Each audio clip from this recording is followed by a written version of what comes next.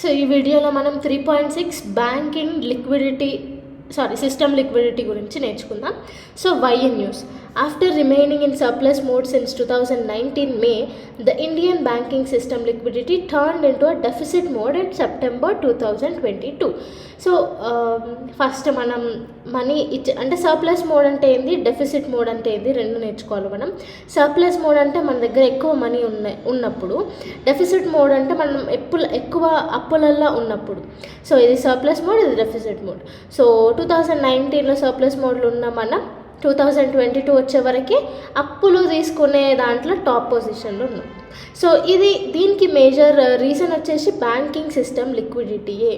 So అసలు ఈ banking system liquidity అంటే ఏంది నేర్చుకుందాం. Okay, so about banking system liquidity and its significance. So first point, banking system liquidity refers to readily available cash that banks need to meet short-term businesses and financial needs. So ఇప్పటికిప్పుడు కొంతమందికి money అప్పులాగా ఇవ్వాలన్నా, లేకపోతే కొంతమంది బిజినెసెస్కి investment లాగా loans రూపంలో ఇవ్వాలన్నా money అనేవి ఉంటాయి కదా బ్యాంక్స్ దగ్గర. మనీ క్యాష్ రూపంలో మనీ, ఇది కూడా క్యాష్ రూపంలో మనీ ఉన్నప్పుడు దానిని బ్యాంకింగ్ సిస్టమ్ లిక్విడిటీ అని అంటాం. ఓకేనా. సో నెక్స్ట్ పాయింట్ వచ్చేసి it is understood through liquidity adjustment facility, the primary instrument of RBI's operation to inject or absorb liquidity into the banking system. So ఈ banking system liquidity మన normal banks దగ్గర మంచిగా liquidity ఉన్నాయా, cash రూపంలో లేవా అని తెలుసుకోవడానికి మేజర్గా ఒక ఇన్స్ట్రుమెంట్ ఉంది, అదే లిక్విడిటీ అడ్జస్ట్మెంట్ ఫెసిలిటీ. సో ఈ లిక్విడిటీ అడ్జస్ట్మెంట్ ఫెసిలిటీ, ఈ పేర్లనే లిక్విడిటీ అంటే క్యాష్ రూపం, అడ్జస్ట్మెంట్. సో క్యాష్ని అడ్జస్ట్ చేసే ఫెసిలిటీ రెండు రకాలు ఉంటాయి. క్యాష్ని అడ్జస్ట్ చేసే ఫెసిలిటీస్ అంటే LAF, ఒకటి వచ్చేసి రెపో రేట్, ఇంకొకటి reverse repo rate. Reverse rate అంటే రెపో రేట్ అంటే రీపర్చేస్ ఆప్షన్. అంటే ఇప్పుడు స్టేట్ బ్యాంక్స్ లేకపోతే నార్మల్గా ఒక ప్రైవేట్ బ్యాంక్ దగ్గర మనీ లేకపోతే దాని సెక్యూరిటీస్ తీసుకుపోయి సెంట్రల్ బ్యాంక్ దగ్గర పెట్టి మనీ రూపంలో అమౌంట్ తీసుకుంటుంది. ఇదేంటి, రెపో రేట్. ఓకేనా, దాని సెక్యూరిటీస్ సెంట్రల్ బ్యాంక్ దగ్గర పెట్టి మనీ తీసుకుంటుంది. ఓకే, సో మనీ వస్తున్నాయి కదా అంటే బ్యాంకింగ్ సిస్టమ్ లిక్విడిటీని ఎఫెక్ట్ చేస్తుంది కదా. సో ఇది రెపో రేట్. నెక్స్ట్ వచ్చేసి reverse repo rate. Reverse repo rate అంటే ఏంటంటే ఇప్పుడు సెంట్రల్ బ్యాంక్ దగ్గరనే మనీ ఉండవు. సో అదేం చేస్తుంది, దాని సెక్యూరిటీస్ ఇక్కడ నార్మల్ బ్యాంక్స్ దగ్గర పెట్టి మనీ తీసుకుంటుంది. దాన్ని రివర్స్ రెపో రేట్ అంటాం. ఓకేనా. సో ఇంకొకటి ఏంటి అంటే రెపో రేట్ ఇంక్రీజ్ చేయడం వల్ల ఇంట్రెస్ట్ రేట్స్ అనేవి పెరుగుతాయి. ఇది క్వశ్చన్లో కూడా అడుగుతారు, చాలా ఇంపార్టెంట్. రెపో రేట్ ఇంక్రీజ్ చేయడం వల్ల ఇన్ఫ్లేషన్ని కంట్రోల్ చేయొచ్చు. ఒక పాయింట్ అయితే, సెకండ్ పాయింట్ వచ్చేసి రెపో రేట్ ఇంక్రీజ్ చేయడం వల్ల ఇంట్రెస్ట్ రేట్స్ అనేది పెరుగుతాయి. ఇంట్రెస్ట్ రేట్స్ ఆటోమేటిక్గా పెరుగుతాయి. ఓకేనా. సో ఇది పాయింట్ గుర్తుపెట్టుకోండి. సో నెక్స్ట్ పాయింట్కి వెళ్ళిపోదాం. So on a given day if the banking system is a net borrower from the RBI under LAF, అదంటే the liquidity adjustment facility, the system liquidity can be said to be in deficit. And if banking system is net lender to RBI, the system can be said to be in surplus. అంతే కదా. ఇప్పుడు మనము private banks అనుకోండి. So banking సిస్టంలో if banking system is net borrower from RBI, so ఇప్పుడు మనము RBI నుంచి money తీసుకుంటే దానికి అర్థమైంది మనం డెఫిసిట్లో అప్పులలో ఉన్నట్టే కదా, అప్పులు తీసుకుంటున్నాం. సో దాన్ని డెఫిసిట్ అంటాము. అండ్ నెక్స్ట్ పాయింట్ చూడండి, if the banking system is net lender, ఇప్పుడు మనమే RBIకి అప్పులు ఇచ్చే స్టేజ్లో ఉంటే మనం ఏ సిచ్యువేషన్లో ఉన్నాం, సర్ప్లస్ సిచ్యువేషన్లో ఉన్నాం. మనం అప్పులు తీసుకునే స్టేజ్లో ఉంటే డెఫిసిట్, అప్పులు ఇచ్చే స్టేజ్లో ఉంటే surplus. Clear. So next, it is important prerequisite for smooth operation of banking businesses and an important determinant of growth, development and survival of banks. So ఈ లిక్విడిటీ అడ్జస్ట్మెంట్ ఫెసిలిటీ అనేది స్మూత్ ఆపరేషన్స్ అంటే banking బిజినెసెస్లో smooth operation కోసం, గ్రోత్ని, డెవలప్మెంట్ని, మళ్ళీ normal banks అట్లనే స్టేబుల్గా ఉండడానికి ఇది చాలా ఇంపార్టెంట్ అనమాట, liquidity adjustment facility. So RBI ఇట్లాంటి వాటిని repo rate, reverse repo rate ఫ్రీక్వెంట్గా కంట్రోల్ చేస్తూనే ఉంటుంది. Next, adequate liquidity boost growth, investment and ensure stability of interest rates and exchange rates. So ఇప్పుడు క్యాష్ రూపంలో ఎక్కువ ఉంటే గ్రోత్ ఆటోమేటిక్గా పెరుగుతుంది, ఇన్వెస్ట్మెంట్ పెరుగుతుంది, స్టెబిలిటీ కూడా ఉంటుంది. Okay, so next, the liquidity requirements of banks are based on the reserve requirements imposed on banks by RBI.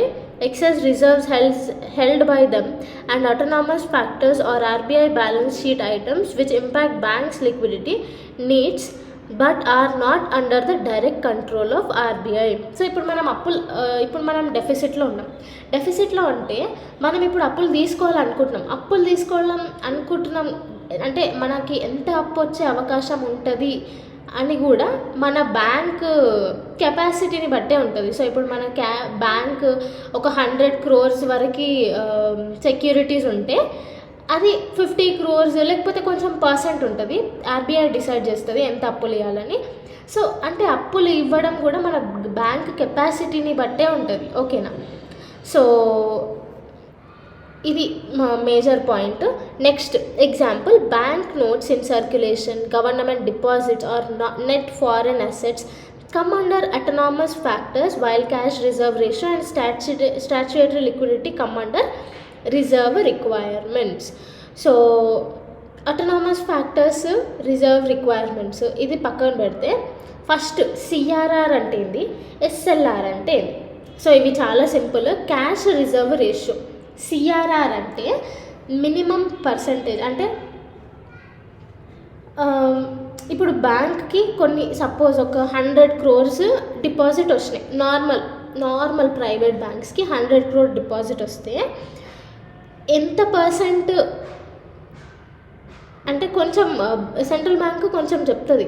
So నీ దగ్గర ఇన్ని ఉన్నాయి కాబట్టి సెక్యూరిటీస్ పరంగా ఆర్బీఐలో కొంచెం రిజర్వ్ చేసి పెట్టుకోవాలి అనేసి కొంచెం పర్సెంట్ ఇస్తుంది. ఆ పర్సెంట్ని క్యాష్ రిజర్వ్ రేషియో అంటారు. ఓకేనా?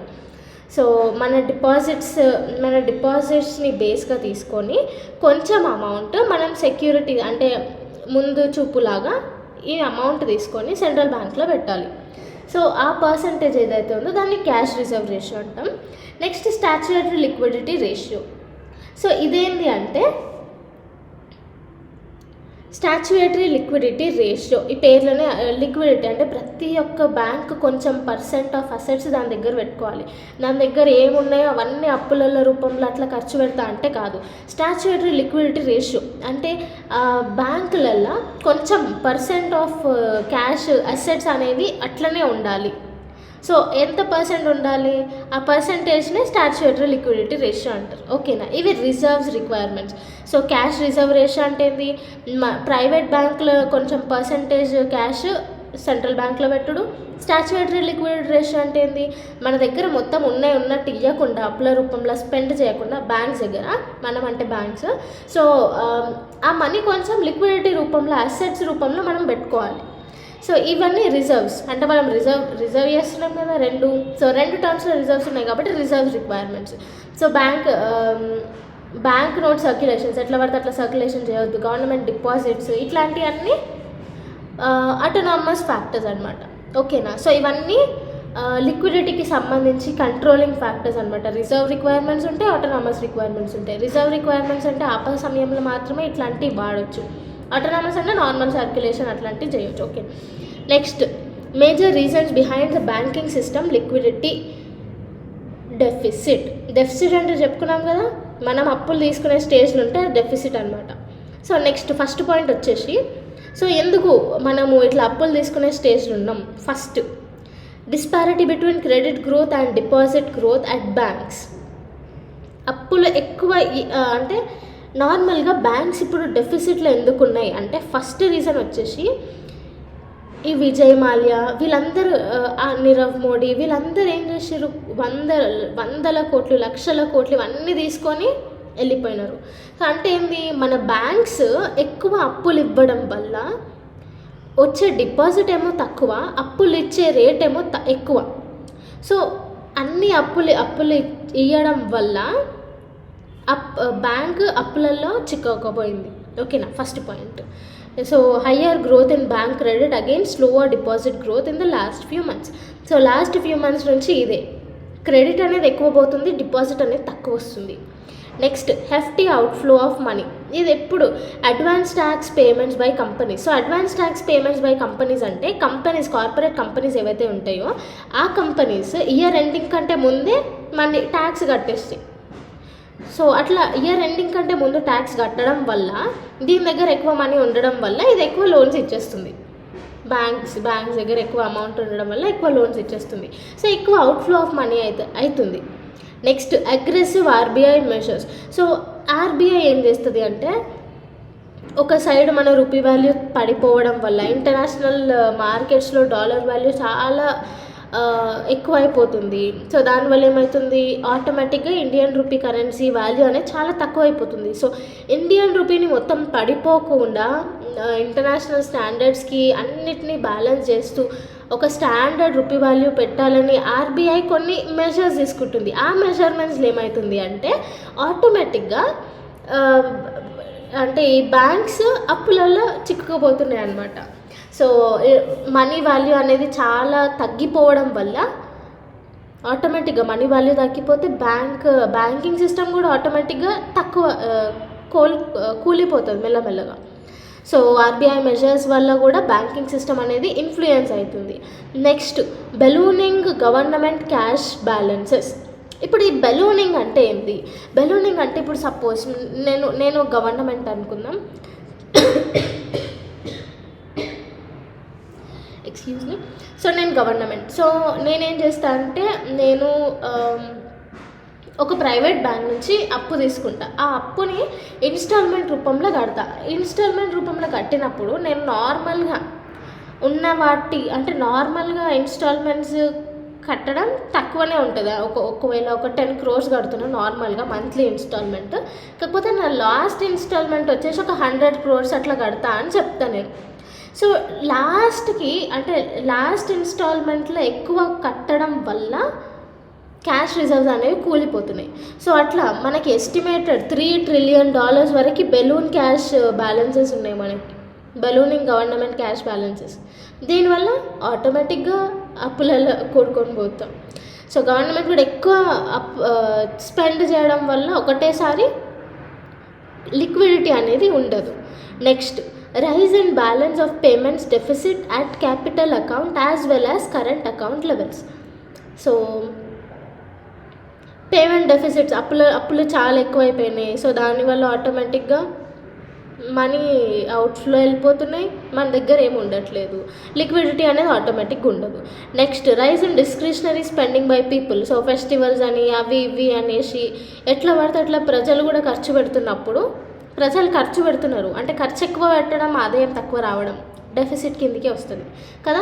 డెఫిసిట్ అంటే ఏంది, లిక్విడిటీ తక్కువైపోతుంది. సో ఆటోమేటిక్గా ప్రజలు అట్లా చేస్తే బ్యాంకింగ్ సిస్టమ్ లిక్విడిటీ కూడా తక్కువైపోతుంది.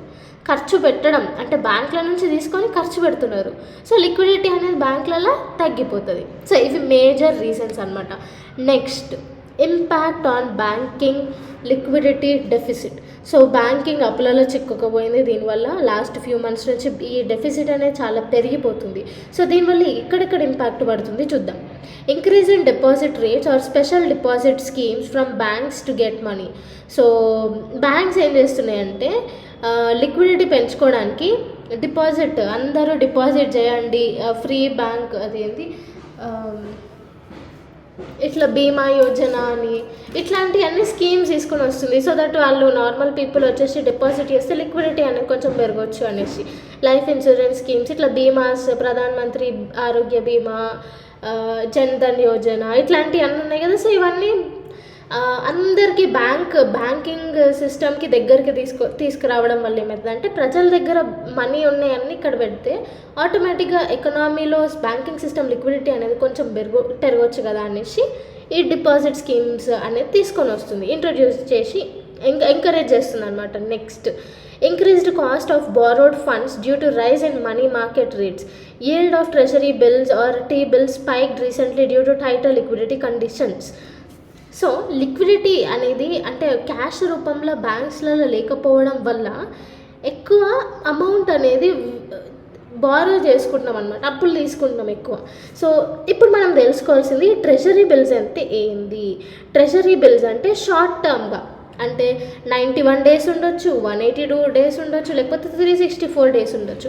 సో ఈ దీంట్లో లోపలనే అంటే 91 days లోపల నేను మనీ మళ్ళీ తిరిగి ఇచ్చేస్తాను, లేకపోతే 182 days లోపల నేను మనీ తిరిగి ఇచ్చేస్తా అనేసి షార్ట్ టర్మ్గా మనీ అప్పు తీసుకుంటే దాన్ని ట్రెజరీ బిల్స్ అంటారు అనమాట. సో ఈ ట్రెజరీ బిల్స్ ఎవరు ఇస్తారు? గవర్నమెంట్ అనేది ఇష్యూ చేస్తుంది. ఓకే, సో దీనికి 3 tenures ఉంటాయి. ఒకటి 91 days వరకు, ఒకటి 182 days వరకు, ఇంకోటి 364 days వరకు. సో ఇవి treasury bills. So next, so ఈ ట్రెజరీ బిల్స్ వల్ల ఏమవుతుంది? ఇంపాక్ట్ అంటే increased cost of borrowed funds. So అప్పులు తీసుకుంటుంది కాబట్టి ఇంట్రెస్ట్ రేట్ కొంచెం వస్తుంది అనమాట. నెక్స్ట్ పొటెన్షియల్ రెపో రేట్ అంటే ఇందాక నేర్చుకున్నాం. రెపో రేట్ అంటే ఏంది? రీపర్చేసింగ్ option.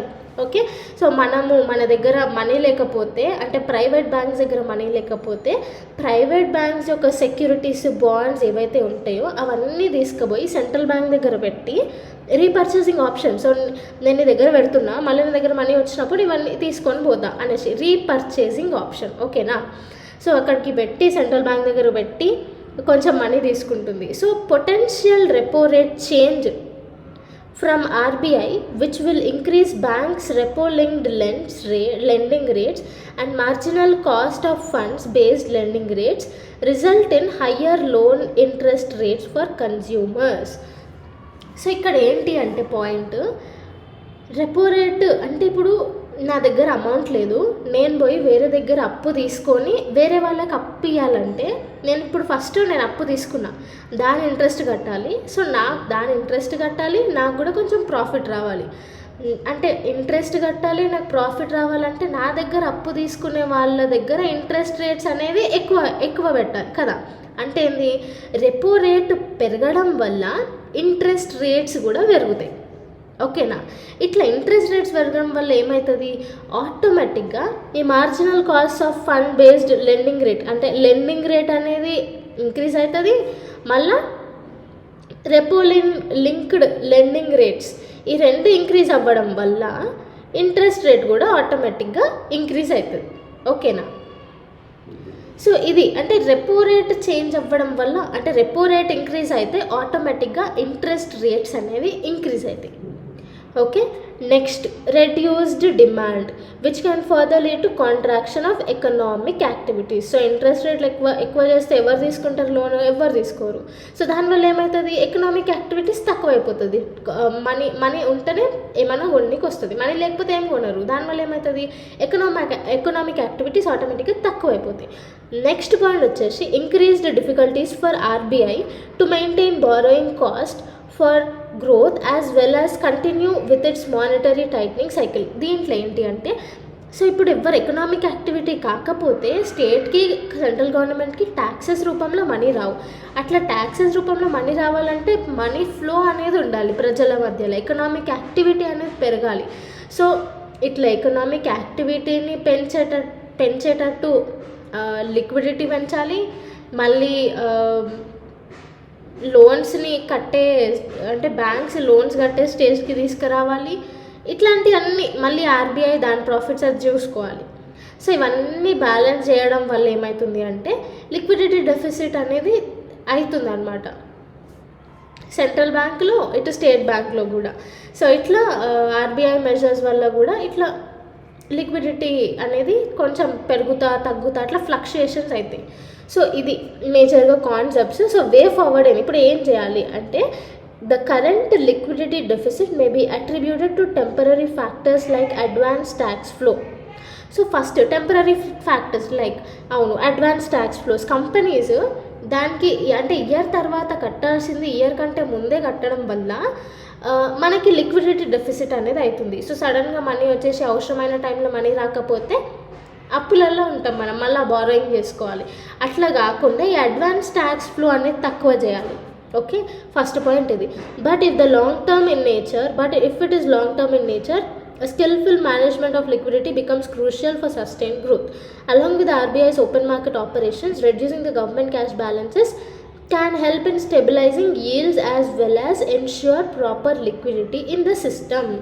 So RBI rupee value పడిపోవడం, తగ్గిపోవడం, ఇవన్నిటిని బ్యాలెన్స్ అంటే ఇదే బ్యాలెన్స్ చేస్తుంది. సో ఇట్లా ఎక్స్టర్నల్ ఫ్యాక్టర్స్ ఎట్లయితే బ్యాలెన్స్ చేస్తుందో అట్లాగే గవర్నమెంట్ ఆపరేషన్స్, క్యాష్ ఆపరేషన్ అంటే క్యాష్ ఎట్లా పడితే అట్లా ఇవ్వద్దు, స్కీమ్స్ ఎట్లా పడితే అట్లా ఫ్రీ బీజ్, ఇట్లాంటి వాటికి అనవసరమైన ఖర్చు చేయొద్దు అని ఇంటర్నల్గా కూడా కొన్ని రూల్స్, పాలసీస్ ఇట్లాంటివి తీసుకొని వస్తే ఆటోమేటిక్గా కొంచెం లిక్విడిటీ అనేది జనరేట్ అంటే స్టెబిలైజ్డ్గా ఉంటుంది ఇండియాలో అనేసి కాన్సెప్ట్ అనమాట. సో ఇది బ్యాంకింగ్ సిస్టమ్ లిక్విడిటీకి సంబంధించి.